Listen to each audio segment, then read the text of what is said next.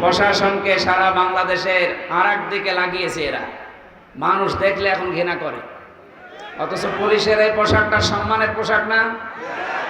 আমি যতটুকু দেখেছি ওনাদের কাজ কারবার, যে অ্যাক্টিভিটিস রাত দিন, সত্যি যদি হাত খোলা অবস্থায় কাজ করতে পারে, এগুলো একেবারে জিন্দা আল্লাহর ওলি।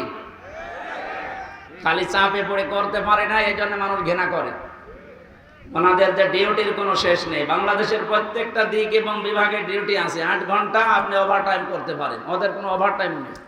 24 ঘন্টা টয়লেটে আছে, যদি কল আসে ও অর্ধেক থুয়ে দৌড় দেওয়া লাগে। হ্যাঁ, আমার দোলা ভাইও আছে। খুব পরিশ্রম করা লাগে এই চাকরিতে। বাংলাদেশে একটাই চাকরি পুলিশের, অথচ এই বাহিনীকে এ জাতির বিপক্ষে দাঁড় করিয়েছে জালেমরা। সবাই না, উপরে কয়েকজন ছিল এই জালেমদের দোসর, ওদের কারণে আজ সারা বাংলাদেশের সব পুলিশের বদনাম। আমরা চাই ওই মানুষগুলোকে, বিশেষ করে হাউমানকে এই 3 ইঞ্চিরে ধরা দরকার, ধরে ওরে পিটিয়ে 6 ইঞ্চি বানানো লাগবে।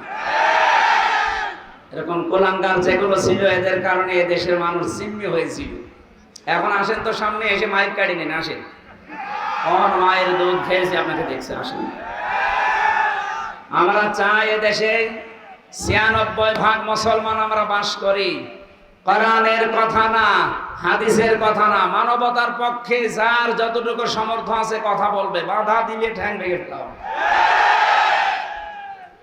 কয়েকদিন আগে বাংলাদেশের গোয়েন্দা বিভাগের সর্বোচ্চ যিনি দায়িত্বে আছেন, উনি কল দিয়েছিল, বলছে হুজুর কোরআনের কথা যেই ফোর্সে আল্লাহ জানিয়েছে ওই ফোর্সে বলবেন। 56,000 বর্গ মাইলের কোন ইঞ্চি থেকে যদি কেউ বাধা দেয় একটু জানাবেন, ওরা একেবারে 14 বংশ উদ্ধার করে দেব। বললাম স্যার আপনি এতদিন ছিলেন কোথায়? বলছে হুজুর আমি নতুন দায়িত্ব নিয়েছি। এই জন্য আশা করছি উনি যেটা বলছিলেন যে আমি মুসলমান হিসাবে আমার যে দায়িত্ব আল্লাহ রাসূল দিয়েছেন, আমার ঈমান আছে, আমি ঈমানকে সামনে নিয়ে পালন করব। আর আমরা এইটাই চাই। কথা বলে না কেন? ক্ষমতায় কে যাবে না যাবে ওটা আমার দেখার দরকার নেই। আমার দেখার দরকার যে এই দেশে আল্লাহর বিধান কে বেশি পালন করতে পারে। আর আমরা এই অনুষ্ঠানগুলো আমরা ওই নিয়তেই করি। আজকে এসপি সাহেব বল দিয়ে বলছিল এই জেলায় নাকি সবচাইতে বেশি আত্মহত্যার প্রবণতা বাড়তেছে। এই এলাকায় আছে কিনা জানি না। আত্মহত্যা এই শব্দটা শুনলেই কেমন শরীর শিউরে ওঠে। কোরআনে 500 কবিরা গুনার কথা আছে, এটা একটা। কেউ যদি আত্মহত্যা করে, ওয়ালা তাকতুলু আনফুসাকুম, আল্লাহ বলেন আত্মহত্যা করো না। কে বলছে? সুতরাং আপনারা মুসলমান, আল্লাহর এই আদেশ মেনে চলবেন। যত কষ্ট হোক জীবন চালাতে, যার যত বেশি কষ্ট হবে আখিরাতে তার জন্য আল্লাহ তত বড় বাগান তৈরি করবে। যে লোকটা 20 তলা বিল্ডিং এর মালিক, প্রতি মাসে 5 লাখ টাকা ভাড়া তোলে, আরামে খায় আর আল্লাহ আল্লাহ করে, ওর চাইতে যে লোকটা ভ্যান চালাচ্ছে, মাথার ঘাম পায়ে ফেলে জীবন চালাচ্ছে, এর টাকা ওর চাইতে 100 ভাগ হালাল। জান্নাত যখন আল্লাহ দেবে, এই 20 তলা বিল্ডিং এর মালিকের চাইতে ভ্যান চালককে আল্লাহ আগে দেবে। আপনারা রাজশাহী বিভাগ না এটা? রাজশাহী বিভাগের মানুষ তো, আর টাকা পয়সা আছে আপনাদের। গরিব মানুষ আছে রংপুরের। এই বিভাগের মানুষেরা গরিব তো। আমার মনে হয় নবীর ওই হাদিস, ধনীদের চাইতে গরিবদেরকে আল্লাহ 500 বছর আগে জান্নাতে দেবে। সেই হিসাবে শহীদ আবু সাইদের বিভাগ রংপুরের মানুষগুলো আগে জান্নাতে যাবে তুলনামূলক। এরপরে রাজশাহী আছে, এরপরে আপনারা, এরপরে আমরা খুলনা বিভাগে, এরপরে আমরা, এরপরে তো সিলেট আছে, চট্টগ্রাম আছে, সর্বশেষ যাবে ঢাকা, কারণ সব কমিরগুলো ওখানে। তাহলে গরিব মানুষ বলে আপনারা মন খারাপ করবেন না, যে সেখানে সেই দায়িত্বে আছেন, জীবনের এটা টার্গেট নিয়ে মারা তো যাবেনি, হয় 2 দিন আগে নাই 2 দিন পরে। এই টার্গেট যেন আপনার থাকে যে আল্লাহ আমি চর্ম চোখে যেন দেখি যে তোমার কোরআন এই দেশে চলছে। যদি কায়েম নাও হয় তাও কিয়ামতে আপনি শহীদের কাতারে দাঁড় হয়ে থাকতে পারবেন। সুবহানাল্লাহ বলতে পারেন না? যারা আত্মহত্যা করছেন এই প্রবণতা বন্ধ করা দরকার। এটার জন্য কিছু অনুষ্ঠান আছে, ওইগুলো আমি কিছুক্ষণ পরে এসপি সাহেবের কাছে যাব। উনি আমাকে দাওয়াত দিয়েছেন, আমি যাব, কিছু পরামর্শ আছে করব। এই বিষয়গুলো সামনে আনতে পারলে এই প্রবণতা কমে যাবে ইনশাআল্লাহ। মানুষ যখন জীবনের উপরে হতাশ হয়ে যায়, যখন জীবনের উপরে আশা হারিয়ে ফেলে, তখন এই পথ বেছে নেয়। ওই সমস্ত কাজগুলো যেন সামনে না আসে। প্রায় 8টা-9টা পদ্ধতি আছে কোরআনে, আমি এগুলো যে অ্যাপ্লাই করে দেখি, ওগুলো এই দেশে বিশেষ করে নাটোর জেলায় যেহেতু এটা বেশি, এটা চালু করা যায় কিনা। 2 নম্বরে শুনলাম নাকি এই জেলায় সুদ একটু বেশি, টাকা ছেড়ে রাখে টাকা আসে। আমি জানি এটা মায়ের সাথে জেনা করার গুনাহ হবে। যারা 1000 টাকা ছেড়ে রাখে 1000 টাকায় 1100 টাকা দেয়, এরকম আমাদের দেশে নেই? এই সুদের সাথে জড়িত আছেন কারা? হাত তোলেন তো ভাই, অসুবিধা নেই, ক্যামেরা সব আমার দিকে, তুলেন তুলেন তুলছে। ও আমার মনে হয় এসপি সাহেব এই তথ্যটা উনি ভুল দিয়েছে, এই এলাকায় এখন এগুলো আসেনি। আলহামদুলিল্লাহ, এগুলোর সাথে জড়িত হওয়া যাবে না। না খেয়ে আপনি মারা যান, জান্নাত পাবেন, কিন্তু সুদ খেয়ে মারা গেলে মায়ের সাথে জেনা করার গোনা নিয়ে কিয়ামতে ওঠা লাগবে। আপনার কপালে লেখা থাকবে যে এই লোকটা মায়ের সাথে জেনা করেছে। বলেন তো নাউজুবিল্লাহ। ন্যূনতম সরিষার দানা পরিমাণ ঈমান যার আছে, সে কি এই কাজে লিপ্ত হতে পারে? আশা করছি আপনারা যদি কেউ থাকেন ছেড়ে দেবে। আমরা যেটা শোনাচ্ছিলাম, দল মত নির্বিশেষে কোরআনের অনুষ্ঠানে যারা আমরা এসেছি, আবার বলেন আলহামদুলিল্লাহ। দরুদ আর সালাম পাঠ করে আমরা আলোচনায় যাচ্ছি। আজকের বিষয় জান্নাত প্রস্তুত কাদের জন্য? জান্নাত এটা প্রস্তুত করা আছে, কিন্তু কাদের জন্য আল্লাহ এটা প্রস্তুত করে রাখলেন সেটা কোরআন দিয়ে আজকে সম্ভব। তাফসীর মাহফিল লিখে দিয়েছেন, সূরা আলে ইমরান 134-35 দুইটা আয়াত পড়েছি।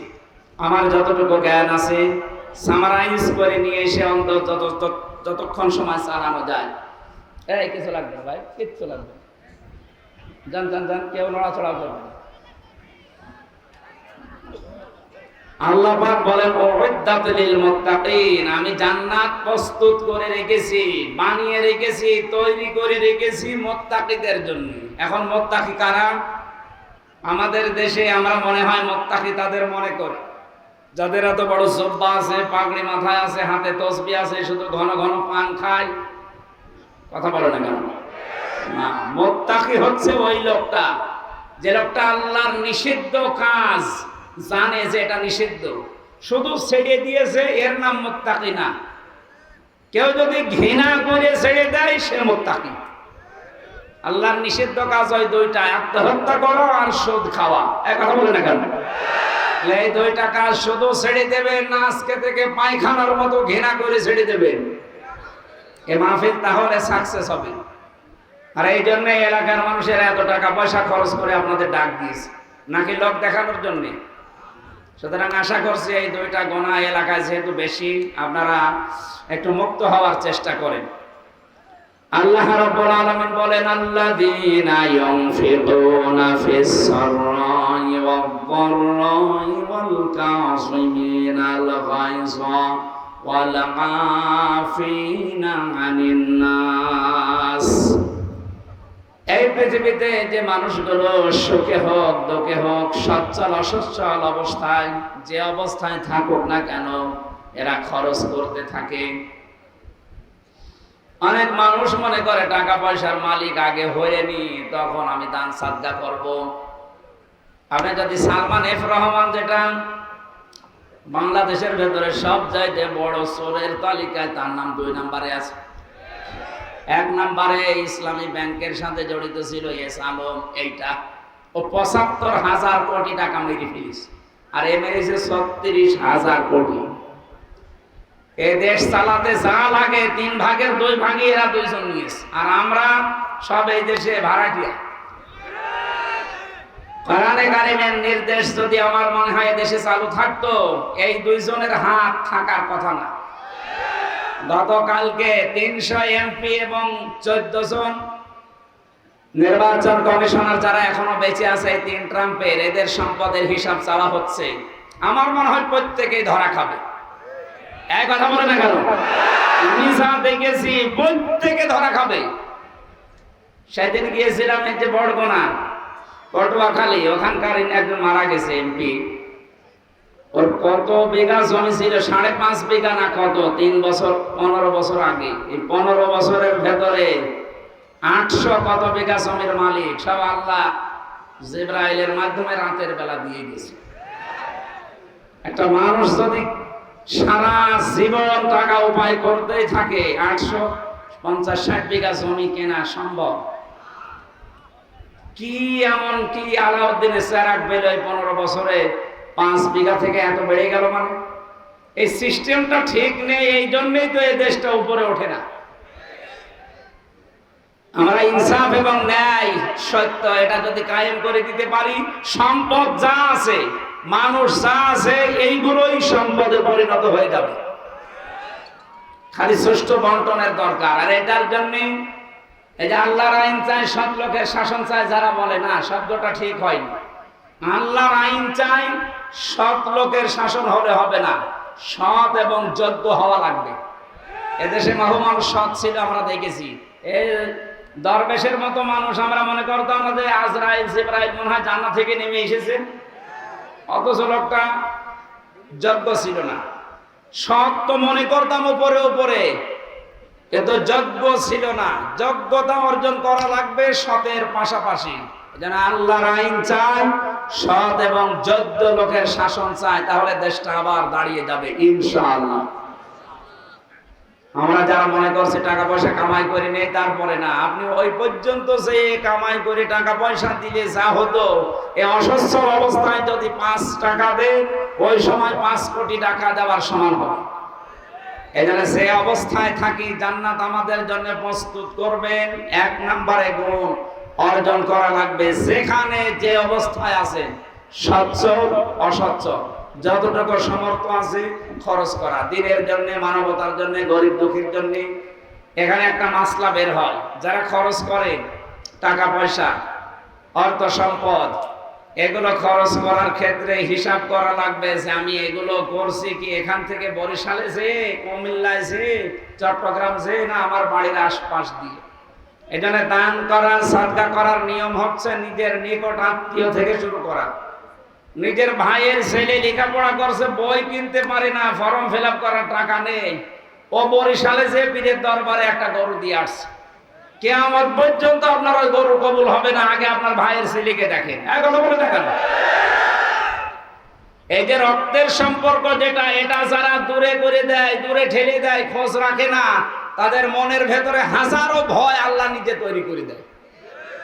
নবীজি এসে বলেছিলেন যে প্রথমে সাম্মিলুনি, আমাকে ঢেকে দাও, আমি ভয় পেয়েছি। হযরতে খাদিজা তার স্ত্রী বলেছিলেন, ইন্নাকা লা তাসিলুর রাহমা রিহমা বা রহিমা, হে নবী, হে আমার স্বামী, আপনি ভয় পাবেন না, কারণ আপনি রক্তের সম্পর্ক ঠিক রাখেন। এই হাদিস থেকে প্রমাণ হয়, যারা রক্তের সম্পর্ক দুনিয়ায় অটুট রাখবে, ঠিক রাখবে, তাদের মনের ভেতর থেকে আল্লাহ ভয় দূর করে দেবে। অথচ সেখানে বহু আল্লাহওয়ালা মানুষ বসে আছে, আমরা নামাজ পড়ি, রোজা রাখি, হজ করে এসেছি, নিজের নিকট আত্মীয় স্বজনের সাথে সম্পর্ক ভালো না। কথা বলে ঠিক কিনা? নিজের আপন ভাই, আপন বোন, নিজের চাচা চাচি, ফুফু, মা বাবা, এর চাইতে আপন আর আপনার কাছে কেউ আছে? এই আপন জনগুলোর সাথে সম্পর্ক অধিকাংশ পরিবারে খারাপ।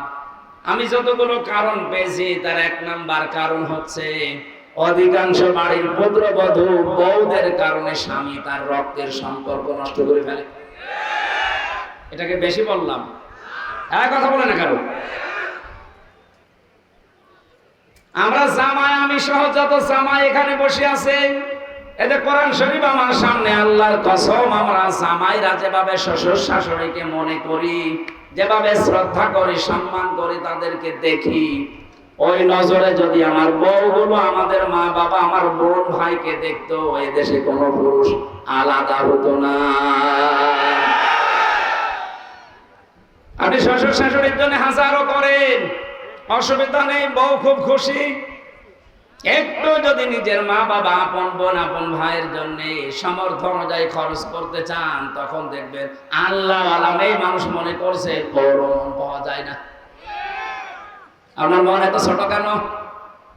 আপনি তো আরো স্বামীকে অভয় দেবেন, বারবার স্বামীকে বলবেন, স্বামী যা করো করো, দুনিয়া আখেরাত যা হয়ে যাক, সম্পর্কগুলো একটু ঠিক রাখার চেষ্টা করো। কারণ নবী যে জানিয়েছেন, কোন স্ত্রী যদি চায় আমার স্বামী আরো বেশি দিন বেঁচে থাক, আমার স্বামীর সম্পদ সম্মান আরো বেড়ে, সে যেন বারবার তার স্বামীকে তাকিদ দেয়, স্বামী যা করবা করবা, কিন্তু সম্পর্ক ঠিক রাখো। রক্তের কিসের? এটা আরো নষ্ট করে এরা। সম্পর্ক ঠিক রাখা দূরের কথা, কি করে নষ্ট করা যায় সেই ধান্দায় আছে। এরকম ছোট মনের বউ আছে কার ঘরে? হাত তোলেন তো। একজন মুরব্বী মানুষ, আপনার বউ আবার কি করে? না না, আমি হাসির খোরাকি দেই। এটা মুরব্বী মানুষ, আমার দাদার বয়সী, ওর বউ যদি এই করে, এখানে যুবক মানুষের বউরাও কি আল্লাহর ওলি থাকবে? সম্মানিত মা বোনেরা, কোন স্বামী হাত তোলেনি, কয়েকটা কারণ আছে। আমার মনে হয় এই এলাকার মহিলারা খুব ডেঞ্জার, বাড়ি গেলে ভাত বন্ধ করে দিতে পারে, এই ভয়ে হাত তুলছে। আরে মুরব্বীর বউ আছে কি নেই, হাত তুলে বসে আছে। স্ত্রী হিসাবে স্বামীকে বলছে আপনি ভয় পাবেন না, কোন জিন ভূত পরী আপনাকে ভয় দেখাতে পারে না, কারণ আপনি রক্তের সম্পর্ক ঠিক রাখেন। আপনি ভয় পাবেন কেন? এই হাদিস থেকে প্রমাণ হয়, যারা রক্তের সম্পর্কগুলো অটুট রাখে, ঠিক রাখে, তাদের মনের ভয় আল্লাহ দূর করে দেয়। সুবহানাল্লাহ বলতে পারেন না? আমরা আজকে থেকে আমি সহ যারা এখানে এসেছি শুনছি, এটা মেনে চলার তৌফিক কামনা করছি, আল্লাহ দান করেন। সুতরাং যে অবস্থায় থাকেন, খরচের এই হাত বাড়ান। যত খরচ করবেন তত আল্লাহ বাড়িয়ে দেবে, কারণ সম্পদ বাড়ানোর মালিককে। আপনার কোনোদিন ধারণাও নেই যে এই জায়গা থেকে টাকা আসতে পারে, যেহেতু সম্পদের মালিক আসল আল্লাহ, উনি বলছে খরচ করো, আমি বাড়িয়ে দেব। এই যে নদীর পানি, আপনি দেখেন কোন জিনিস এক জায়গায় রাখবেন তো নষ্ট হয়ে যাবে। এক জায়গায় পানি যদি কেউ জমাট বেঁধে রাখে, পচন ধরে, পোকামাকড় তৈরি হয়, দুর্গন্ধ হয়। কথা বলে না কেন? লোহা লাকড় এক জায়গায় রাখেন, জং ধরে মরিচা পড়ে নষ্ট হয়ে যাবে। টাকা পয়সা এক জায়গায় রাখলে নষ্ট হয়, তার মানে মানুষের শত্রু তৈরি হয়। কিন্তু এর হক যদি কেউ আদায় করে, দানের মাধ্যমে, সাদকার মাধ্যমে, যাকাতের মাধ্যমে, যাদেরকে দেবেন ওইটার মাধ্যমে, তারা আপনার সম্পদের, আপনার জীবনের পাহারাদার হয়ে যাবে। জোরে বলেন সুবহানাল্লাহ।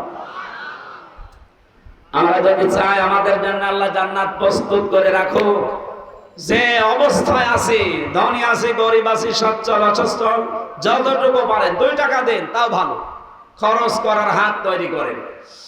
হযরতে বেলালকে একবার জিজ্ঞাসা করেছিলেন নবীজি, আনফিক ইয়া বেলাল, খরচ করো। হযরতে বেলাল বলেছেন, হে রাসূল, খরচ করব। আমি কি খরচ করব? আমার কিছুই নেই। বিশ্বনবী বললেন, একটা কাজ করো, আযান দাও। এই যে আযান দিয়ে মানুষকে আল্লাহর দিকে ডাকো, এইটাও খরচ। যদি আপনার কিছুই না থাকে দেওয়ার জন্য, 2টা ভালো কথা মানুষকে শিক্ষা দেন, বলেন, এইটাও খরচ। বলেন সুবহানাল্লাহ। 2 নম্বরে আল্লাহ পাক বলেন, আল কাযিমিন আল গায়জ, তোমরা রাগকে কন্ট্রোল করো।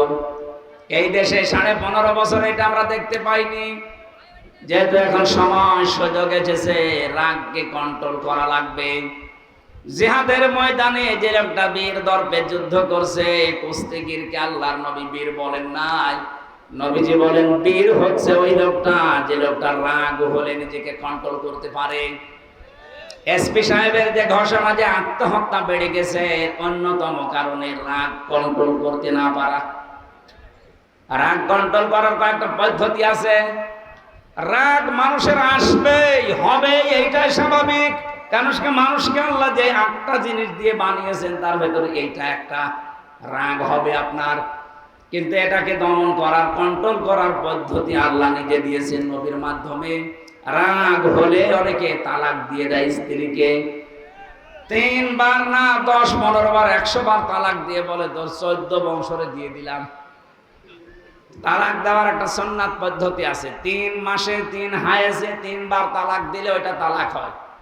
ইমাম আবু হানিফা রাহমাতুল্লাহ আলাইহির মত অনুযায়ী, অন্যান্য যে মাযহাব আমরা অনেকে মেনে চলি, অন্য মাযহাবের নিয়ম অনুযায়ী যদি 1 মাসের ভেতরে 100টা কেউ তালাক দেয়, 1 তালাক হবে। তার মানে আপনার স্ত্রী মাসের ভেতরে হয়তো 5 দিন 10 দিন বাদ দিয়ে 20 দিন পবিত্র থাকে, পরিষ্কার পরিচ্ছন্ন থাকে, বাকি অসুস্থ থাকে 5 দিন 3 দিন 10 দিন। এই 10 দিন বাদ দিয়েও যদি 20 দিন তারে পবিত্র পান, তালাক দিতে চাইলে কয়েকটা পদ্ধতি পার করা লাগে, 5টা। বিভিন্ন শ্রেণীর মানুষ আছে, এই জন্য মাসলাটা বলছি। স্ত্রীর ভেতরে যদি আল্লাহ বিরোধী কোনো কাজ কারবার দেখেন, হ্যাঁ ফরজ নামাজ পড়ে না, ফরজ রোজা রাখে না, স্বামীর জায়েজ কথা মানতে চায় না, এমনকি নিজের শরীরকে যে পর্দায় রাখা দরকার এটা রাখতে চায় না, তাহলে প্রথম তারে 1 নম্বরে ওয়াজের মাধ্যমে পরিবর্তনের চেষ্টা করা। তাদেরকে ওয়াজ করো, এর মাধ্যমে যদি ওর পরিবর্তন না আসে তাহলে ওর বিছানা আলাদা করে দেওয়া। এতেও যদি ওর বিবেক না খোলে তাহলে মৃদু আঘাত করা মানে শাসনের জন্য, তাহলে এমন মার দেওয়া যাবে না যে দাঁত মুখ খুলে দিচ্ছে। জেলখানায় এই 3টা বছরে আমার মনে হয় 100 জনের 60 জনকে আমি দেখেছি এই পারিবারিক জীবনের মামলা নিয়ে জেল খাটতেছে। কিচ্ছু না, সেরকম কোনো বড় বিষয় না, এই পারিবারিক জীবনে ঠুনকো একটা বিষয় নিয়ে হয়তো স্ত্রীকে সংশোধনের জন্য একটা চড় দিয়েছে, ও ছাতা গেছে মরে। এখন যিনি জল্লাদের দায়িত্বে আছে কেন্দ্রীয় কারাগারে, ইলিয়াস, আগে ছিল শাহজাহান জল্লাদ, এখন ইলিয়াসের দায়িত্বে এসেছে। এই লোকটার মামলা আমার মাঝে মাঝে আসতো আমার কাছে, ফাঁসির এই কন্টেন্ট ছেলে বলছে, হামজা ভাই আমি 17 বছর ছিলাম সৌদি আরবে, এসে বিয়ে করলাম, বিয়ের পরে দেখি আমার মার সাথে বর কোনো মিল নেই, কিছু করলেই বর মন পাওয়া যায় না, খালি রাগ করে ঝগড়া করে, মনে করলাম একটু সংশোধন করি। সংশোধনের নিয়তে ভয় দেখানোর জন্য একটা থাপ্পড় দিয়েছি, থাপ্পড়টা একটু জোরে হয়েছিল, ও ছাতা গেছে মরি। ওর বাবা আর মা মিলে আমারে মামলা দিয়েছে, এই যে আমি জেল খাটছি, আমার প্রথমে ফাঁসি ছিল, এখন আমার যাবজ্জীবন, 30 বছর জেল খেটে বের হওয়া লাগবে। বলেন আপনি 17 বছর বিদেশে কাটিয়েছে, 30 বছর জেলের ভেতরে, আরো 25 বছরে হয়তো বিয়ে করেছে, সব মিলে কত বছর ওর জীবন থেকে শেষ, ও আর কি করবে? অথচ বিষয়টা খুব বড় না, মাত্র সংশোধনের জন্য একটা থাপ্পড় দিয়েছিল বউকে। এই জন্য পারিবারিক জীবনে খুব হিসাব করে তালাকের এই বিষয় এবং এই গন্ডগোল এই পদ্ধতি মেটানোর কিছু সিস্টেম জানা লাগবে, নয়তো পারিবারিক জীবন কন্ট্রোল করা এই জামানায় সম্ভব না। সব এখন হাতের মুঠায় পাওয়া যাচ্ছে। স্ত্রীকে শাসন করার ক্ষেত্রে খুব সম্মান দিয়ে শ্বশুর শাশুড়ির সামনে আর সন্তানাদের সামনে গালিগালাজ তো দূরের কথা, চোখ গরমও দেওয়া যাবে না। যদি কিছু করতে চান তাহলে গোপনে যখন একান্তে থাকেন হাত চেপে ধরেন, পা চেপে ধরার দরকার নেই,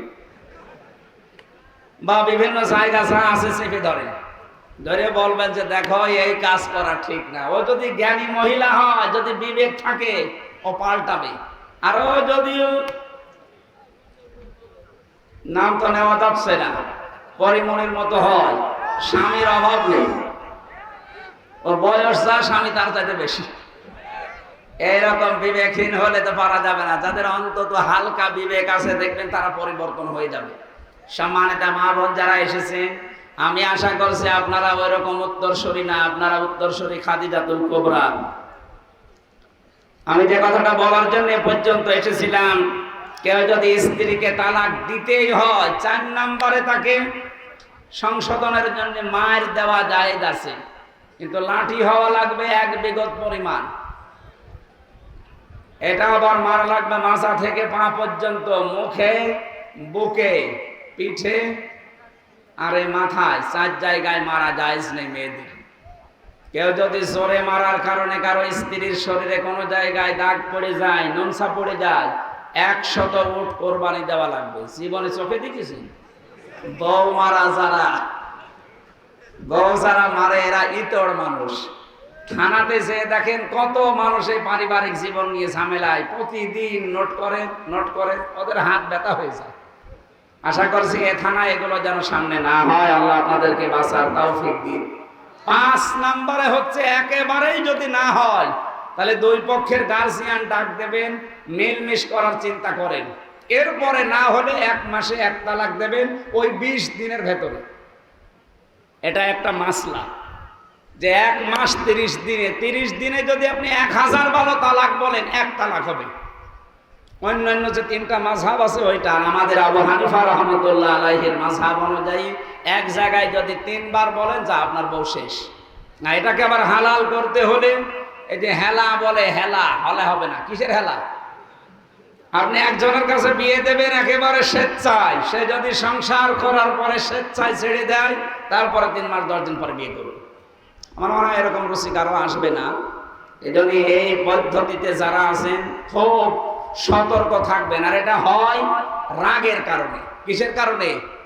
এই জন্য আল্লাহ বলেন জান্নাত আমি বানিয়ে রাখলাম তাদের জন্য যারা রাগ চেক দিতে পারে। এটা কত বড় বিষয় দিয়ে গেছেন। রাগ চেক দিতে পারলে 1000 বিপদ থেকে বেঁচে থাকা যায়। এই জন্য রাগ যাদের হবে, প্রথমে দাঁড়ানো থাকলে বসে পড়বে, এরপরেও যদি না হয় শুয়ে পড়বে, এরপরেও যদি আপনার কন্ট্রোলে না আসে তাহলে ওযু করা লাগবে। যে সমস্ত জায়গায় পানি দিয়ে ভেজানো দরকার এগুলো দেন, আপনার রক্ত ঠান্ডা হবে। এরপরেও না হলে আউযু বিল্লাহ পড়া বারবার। এরপরে না হলে আর কি করবেন? চোখ বন্ধ করে বসে পড়বেন। আল্লাহ রাব্বুল আলামিন কন্ট্রোলে নিয়ে এসে দেবে। যারা রাগকে কন্ট্রোল করতে পারে, আল্লাহ বলেন আমি নিজে তাদের জন্য জান্নাত তৈরি করে রাখি। সুবহানাল্লাহ বলতে পারেন না? 5 ওয়াক্ত নামাজ পড়া, 30টা রোজা রাখলে জান্নাত আমি তৈরি করে রাখি, এমন কথা আল্লাহ দেয়নি। বলেছে যারা রাগ কন্ট্রোল করে তাদের জন্য আমার জান্নাত প্রস্তুত করে রাখি। বলেন আল্লাহু আকবার। আলাফিনা আনিন নাস, যারা মানুষকে ক্ষমা করে দেয়। এটা যে মহৎ গুণ নবীজির জীবনে আমরা পেয়েছি। বিশ্ব নবী মুহাম্মদুর রাসূলুল্লাহকে যারা নিজের দেশে থাকতে দেয়নি, এ কঠিন অবস্থায় নবীজি ক্ষমতা পাওয়ার পরে তাদেরকে ক্ষমা করে দিয়েছিলেন। এর দৃষ্টান্ত আজ অনেকে দেখাতে পারে না, অনেকে দেখানোর চেষ্টায় আছে। সম্মানিত ভাইরা, আমার মনে হয় আসরের নামাজ এখন 15 মিনিট বেশি হয়ে গেছে। নামাজটা এখানেই পড়ে নেবেন। আমরা তো মুসাফির, জোহর আসর একসাথে পড়েছি। আপনারা নামাজ এখানেই পড়বেন। আর আগামীতে মাহফিল কোনো কন্ট্রোল করে নেব। রাতের বেলা শুরু, দিনের বেলা মাহফিল আর করা যাবে না। যারা এসেছিলেন ধন্যবাদ জানিয়ে আমি ক্ষমা চেয়ে নিয়ে শেষ করে দিচ্ছি। আমি বাড়িতে একটু বিপদে ছিলাম, এই জন্য আসতে দেরি হয়ে গেছে। আসসালামু আলাইকুম ওয়া রাহমাতুল্লাহ। আল্লাহুম্মা আমিন। লা ইলাহা ইল্লা আনতা সুবহানাকা ইন্নী কুনতু মিনাজ জালিমিন। ও আল্লাহ, কোরআনের জন্য যারা এত কষ্ট স্বীকার করেছে, এদেরকে কোরআনের ইজ্জতে মাফ করে দাও। সওয়াবগুলো তুমি বিশ্ব নবীর রওজায় পৌঁছিয়ে দাও। যত মানুষ দূর দূরান্ত থেকে এসেছে, প্রতিটি মানুষের যাওয়া আসায় কদমে নেকি দিয়ে দাও। মা বোন যারা এসেছে এদেরকে তুমি আয়েশার মতো, ফাতেমার মতো বানিয়ে দাও। আমি সহ যারাই অসুস্থ আছি আমাদেরকে শেফায়ে কামিলা আজরাবান নসিব করে দাও। প্রশাসনের যে ভাইরা আজকে দায়িত্বে এসেছে, নিজেদের বাবা মা স্ত্রী পুত্র ছেড়ে দিয়ে দেশ এবং দেশের দায়িত্বে নিরাপত্তার জন্য যারা জান প্রাণ দিয়ে খাটতেছে, প্রশাসনের দায়িত্ব তুমি ইবাদত হিসাবে কবুল করে নাও। আল্লাহ তাদের মা বাবা স্ত্রী পুত্রকে তুমি সহি সালামতে রাখো, তাদের শরীরকেও তুমি সুস্থ রাখো, ঈমান আর ইবাদত দিয়ে তাদের জীবন ভরে দাও। বারাকাল্লাহু লানা ওয়া লাকুম ফিল কোরআনিল আযীম। মরণ আসলেই যেন পড়তে পারি লা ইলাহা ইল্লাল্লাহু মুহাম্মাদুর রাসূলুল্লাহ। ও আমার এখান থেকে বসেন তো,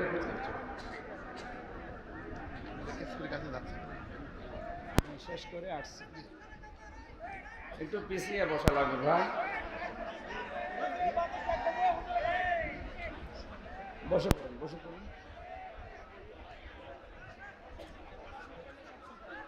এখানে দাঁড়িয়ে কেন বসুন।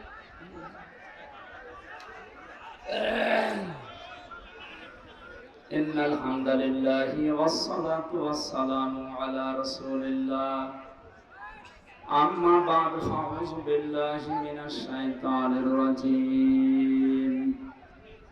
বিসমিল্লাহির রাহমানির রাহিম।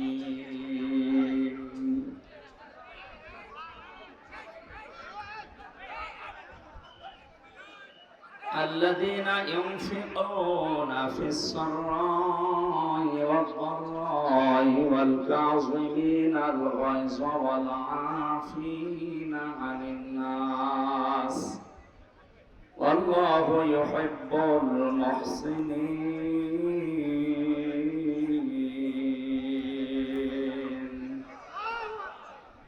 والذين إذا فعلوا فاحشة أو ظلموا أنفسهم ذكروا الله فاستغفروا لذنوبهم ومن يغفر الذنوب إلا الله ولم يصروا على ما فعلوا وهم يعلمون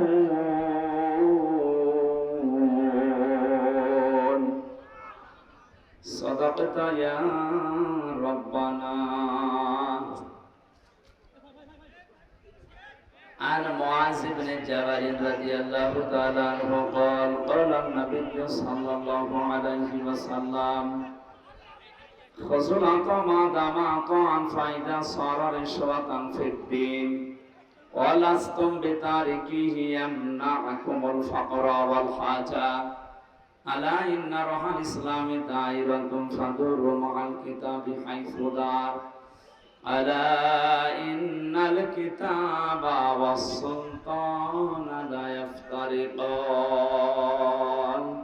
فلا تفارق الكتاب إلى آخر الحديث. رواه ابن ماجه وما زادهم إلا إيمانا وتسليما. اللهم صل على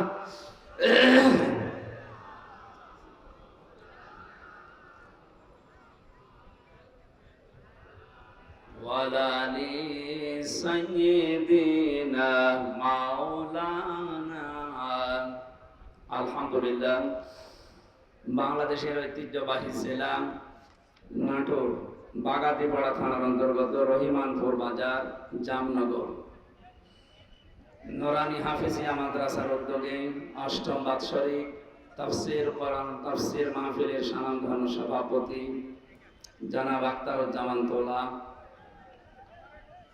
মাহফিলের প্রধান অতিথি বাংলাদেশ জামাত ইসলামী নাটোর জেলার সম্মানিত জেলা আমির অধ্যাপক ডক্টর মীর মোহাম্মদ নুরুল ইসলাম, বিশেষ অতিথিবৃন্দ, এতক্ষণ যারা আলোচনা রেখেছেন মাওলানা হোসাইন আহমেদ মাহফুজ চুয়াডাঙ্গা, হাফেজ মাওলানা মিজানুর রহমান, মাওলানা আতিয়ার রহমান, যত মানুষের নাম দিয়েছেন এমনি সময় কম, এত মানুষের নাম বলে দোয়া করতে গেলে আসরে আসান দিয়ে দেবে, একবারে দোয়া পড়ে দিচ্ছি। ওয়ারাফা'না লাকা যিকরাক।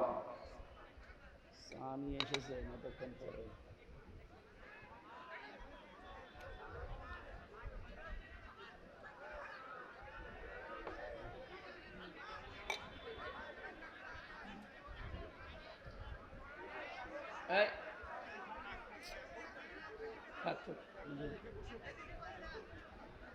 যেখানে আসে ওই যাবেন, থাক,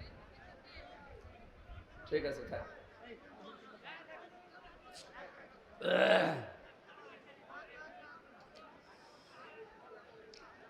মঞ্চে বসা ওলামা ইকরাম, সামনে বসা মুসলমান ভাইরা, পর্দার আড়ালের সম্মানিতা মা এবং বোনেরা, প্রশাসনের ভাইরা, প্রাণ প্রিয় নাটোরবাসী, এটা রেকর্ড হচ্ছে, ভিডিও হচ্ছে, সারা দুনিয়াতে লাইভ চলছে।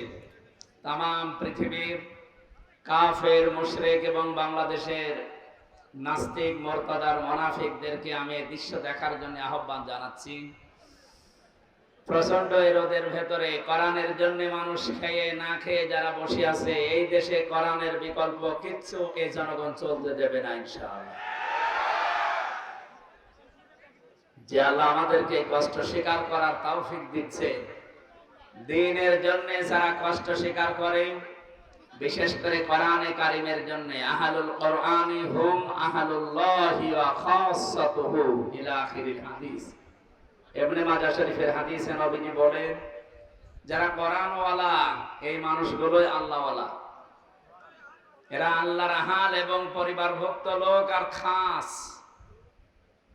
প্রধানমন্ত্রী যিনি ছিলেন পালিয়ে গেছে, ওনারে প্রধানমন্ত্রী বলা আমার মনে হয় ঠিক হয় না, কারণ উনি তো আর জনগণের ভোটে প্রধানমন্ত্রী না। এই শব্দটাকে আজ বহির্বিশ্বে ওনারা উল্টা পাল্টা করে মানুষকে শোনাতে চাচ্ছে যে আমরা প্রত্যক্ষ ভোটে নির্বাচিত ছিলাম। কিসের নির্বাচিত ছিলেন? আল্লাহ বলেন হুয়া জিতাবাকুম ওমা জাআলা আলাইকুম ফিদ্দীন মিন হারাজ। তিনি সে আল্লাহ যিনি তোমাদেরকে নির্বাচিত করে। নাটোরবাসী জবান খুলে বলবেন তো, মানুষ যে নির্বাচিত হয় কিসের মাধ্যমে? নির্বাচনে। কিসে? নির্বাচন না হলে নির্বাচিত হওয়া যায়? তাম দুনিয়া এখন জানে যে 15.5 বছরে কোনো নির্বাচন হয়নি। ভোটের আগে 154 জন হয়ে যায়, 300-র ভেতরে 151 জন পেলে সরকার গঠন করা যায়, সেখানে 154 জন এমনি হয়ে গেছে। এটা তাম দুনিয়া দেখেনি। এরপরে ভোট দেখলাম কি দিনে হবে না, ও রাতেই করে ফেলেছে। তার মানে যারা 154 জন এমনিতে ডিক্লেয়ার দেয়, যারা দিনের ভোট রাতে করে ফেলে, তাম দুনিয়ার মানুষ শোনেন, এগুলো জনগণের প্রত্যক্ষ ভোটে না, চুরির মাধ্যমে। আল্লাহ বলছেন আমি নির্বাচিত করি, আর নির্বাচিত করার পদ্ধতি নির্বাচন। সেই সিস্টেমই যখন আপনারা পাল্টিয়ে ফেলেছেন, আপনারা নির্বাচন চাননি, এই জন্য 15.5 বছর দেননি। আমিরে জামাত ডাক্তার শফিকুর রহমান হাফিজাহুল্লাহ, ওনাকে সাংবাদিক জিজ্ঞাসা করছে আওয়ামী লীগ নির্বাচনে আসবে কিনা। উনি জবাব দিয়েছেন ওনারা আসবে কি করে, কারণ ওনারা তো নির্বাচন চায় না। যে যেটা চায় না তার উপর এটা চাপিয়ে দিলে জুলুম হয়। এবার আপনি ঠেলা টের পান, নিজের ফাঁদে আপনি নিজে মরবেন। কথা বলে না কেন? যেহেতু সিস্টেমটা আল্লাহ রাব্বুল আলামিন কোরআনে কারীমের সূরা হজের 78 নম্বর আয়াতের মাঝে এটা আছে, হুয়া জিতাবাকুম, তিনি তোমাদের নির্বাচিত করেন। এই জন্য যারা এখন দায়িত্বে আছেন অন্তর্বর্তীকালীন সরকারের আমরা আহ্বান জানাবো, দেশ এবং বিদেশি যে চক্রান্তগুলো চলছে এটা থেকে মুক্ত হওয়ার জন্য এটা সম্মানজনক সময় নিয়ে খুব তাড়াতাড়ি নির্বাচনের মাধ্যমে একটা নির্বাচিত সরকারের হাতে দেশটা তুলে দিন, তাহলে এই ষড়যন্ত্রগুলো বন্ধ হয়ে যাবে ইনশাআল্লাহ। আপনারা বাস্তবতা এবং আন্তর্জাতিক বিষয় বোঝেন না, এখানে অনেক নিগূঢ় বিষয় লুকিয়ে আছে। যারা গবেষক, যারা চিন্তা ভাবনা করেন বিশ্ব নিয়ে, তারা টের পাচ্ছেন। আমরা আবার আহ্বান জানাচ্ছি, এটা শুধু কোরআনের অনুষ্ঠান না, এখান থেকে আমরা সংশোধন হয়ে এবং সংসদের বিষয়গুলো যেটা আছে সংস্কারের, এটা এখান থেকে আমরা জানাবো। কারণ এই পরিবেশ তৈরি করে দিয়েছে যারা সংস্কার করার জন্য। বৈষম্য বিরোধী ছাত্র আন্দোলনে যারা জীবন দিয়েছে, ওনাদের 9 দফার ভেতরে এটা ছিল যে আমরা সংস্কার চাই। কথা বলেন না কেন? বৈষম্যের শিকার হয়েছিলেন আপনাদের নাটোরের এসপি মারুফ হাসান হাফিজাহুল্লাহ। আল্লাহর এই বান্দাকে এই 15 বছর বৈষম্যের শিকার বানিয়ে দূরে রাখা হয়েছিল। আল্লাহ রাব্বুল আলামিন এই আন্দোলনের মাধ্যমে জনগণের হাতে দেশটা তুলে দিয়ে এইরকম মানুষদেরকে আজ জনগণের খাদেম বানাচ্ছে। আমরা চাই সারা বাংলাদেশে যারা বৈষম্যের শিকার ছিলেন তাদেরকে সামনে নিয়ে আসা হোক। সংস্কার যখন আরম্ভ হয়ে গেছে, আমরা সংস্কার চাই। কথা বলে না কেন? বিশেষ করে 1628টা চেয়ার যিনি পালিয়েছে, ওখান থেকে শুরু করে আপনাদের বাগাতিপাড়া থানার ওসি পর্যন্ত 5 তারিখের আগ পর্যন্ত যারা ছিল, আমরা চাই এই 1628টা চেয়ারে যেন ওরা আর না থাকে। এটা শুধু আমার না, আপনি সমন্বয়ক যারা 152 জন জিজ্ঞাসা করেন, প্রত্যেকের দাবি এইটাই। 1780 জন মানুষ জীবন দিয়ে গেল। 1780 জন মারা যাওয়ার পরেও যদি গণহত্যা না হয়, আমরা কি সবাই মরে গেলে গণহত্যা হতো? অনেকে বলছে না এরা এখনো শহীদ হয়নি, এরা এমনি এমনি ইয়ারকি মেরে জীবন দিয়েছে। আপনি দেন তো দেখি, আপনি যান, এই যে পুলিশ বসে আছে যারা গুলি চালাইতো, এরা না। আপনি যান ওনাদের গুলির সামনে একটু বুকটা পেতে দেন তো, কত বড় ঈমান আপনার দেখছি। যান, শহীদ আবু সাঈদের জীবনের মায়া ছিল না? কথা বলে না কেন? জীবনের মায়া ছিল, কিন্তু যখন দেখেছি যে মুক্ত ভাবে চলতে পারি না, কথা বলতে পারি না, এই জীবন রেখে করবো কি?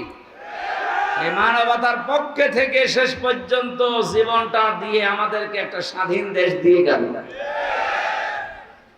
একেও যদি আপনার শহীদ মনে না হয়, তা কি ও আবার কবর থেকে উঠে এসে বলবে যে এই দেখো আমি শহীদ হচ্ছি? এগুলো আর একটা ক্যান্সার। আমার কথা সাফ, কি হবে আগে পরে ওগুলো আমি ভাবি না, বাস্তবতার সামনে যেটা আসে ওইটাই বলছি।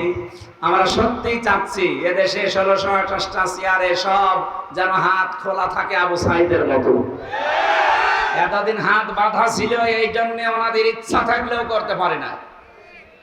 আজকে এরা কোরআনের তাফসীর মাহফিল অনুষ্ঠান সুন্দরভাবে করার জন্য আমার হাফ কিলো দূর থেকে নিয়ে আসছে, অথচ 5 তারিখের আগে অনুষ্ঠানটায় হাফ কিলো দূর না, এখান থেকে কুষ্টিয়া 45 কিলো বাধা দিত।